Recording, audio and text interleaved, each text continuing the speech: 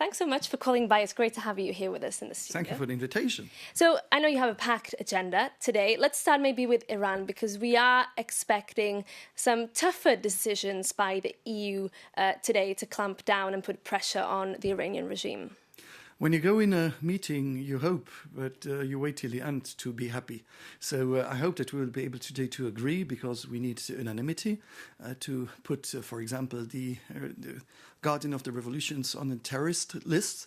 We need unanimity to take sanctions. We need unanimity to take a list of persons, of entities. But it seems we had 2 or 3 days ago still some countries hesitating, that we moved forward the last 48 hours and that we will be able to have a strong signal for the Iranian population today. And this is the right signal, according to you, despite what it could mean for the diplomatic channels. Do you think this is the right move? The fact is we don't have that many moves. We are not working like the USA are working to send an armada and to have the armada waiting to bomb. And what do you make of those threats that we've heard from Trump yesterday? Everything is possible. The fact is, I learned one thing. I was Prime Minister for the first years of President Trump, and now he's again the president. Everything is possible. He's also trying to get a bigger role in the future of Gaza. I know that will also be under discussion. What do you make of his board of peace? The fact is, if every progress for stabilization of the situation and a ceasefire and a final ceasefire, not a permanent ceasefire, not temporarily, and then a strong government and support to build up Gaza is something I support. But the problem is now, for the moment, we have a parallel UN. We have, in fact, a new private body, if I could say, who will decide about the future of a territory. So it's a bit special, and the Palestinians are missing. You have the Palestinians not around the table when it's going to be about their territory. You have a president, even if he's not president anymore, who has a veto right at life. And then you have Russia sitting around the table when it's a boat of peace, you just called it. I just want to remind that Russia is an aggressor in Ukraine. And so to give the feeling that they are peacemakers is a bit special too. So you think this is less about the Palestinians and their future, more about Trump trying to supplant the UN? The fact is, if it helps, I don't want to make everything bad. If it brings positive aspects on the ground in Palestine, I will help these points. But we need Palestinians around the table. But the fact is that Trump is a businessman. He wants to have results, quick results. For him, the UN is too complicated. But, I'm coming from a small country. If international law and international regulations are non-respected anymore in future, and it's the power of the strongest and the biggest, this is not good for me. And also for a lot of other countries, not good. He has been challenging the very rules on which the international order is now based. But with Ukraine, he has managed to get Russians and Ukrainians around the table. Does he deserve credit for that? And shouldn't Europeans be doing more to get directly involved in these peace talks? I just want to remind that he was the first one to take President Putin out of the isolation, bringing him to Alaska, where everybody was saying we need to show that we don't want to work with him. So he was the first one. We need a talk. Someone able to talk with Russia.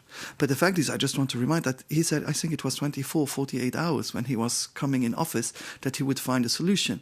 And a solution cannot be humiliation of Ukrainians. Too many people died. It's time for direct talks with President Putin. Should Europe be sending an envoy to these talks? If we don't have talks, we want to find solutions. I had talks with President Putin and President Zelensky 3 years ago when I was still the Prime Minister, and every week, and we had good talks. But I have to admit that I had some pressure from other European countries who didn't want me to have these talks. They told me, Luxembourg, why is Luxembourg to be able to have these talks? That's a big error, because this is it's the question of human relations, not the question of the size of the country who makes a difference.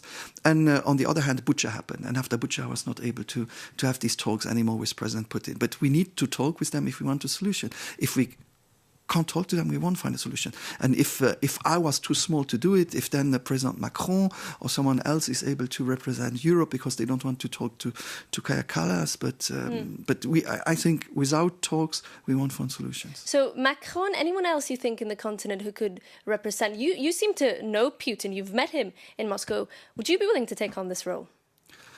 I don't have the ego to say that I'm the right person to do it. But if people are convinced that I could be helpful, I will do it in any position. I don't need to be on the front of the scene. I can do it also on the back. When I had talks with President Putin and President Zelensky, I didn't speak that much about it. But then when there was a press statement from the Kremlin, it was difficult to deny anything. So, but if I can be useful, I love to be useful, but I don't have the ego to say that I'm needed.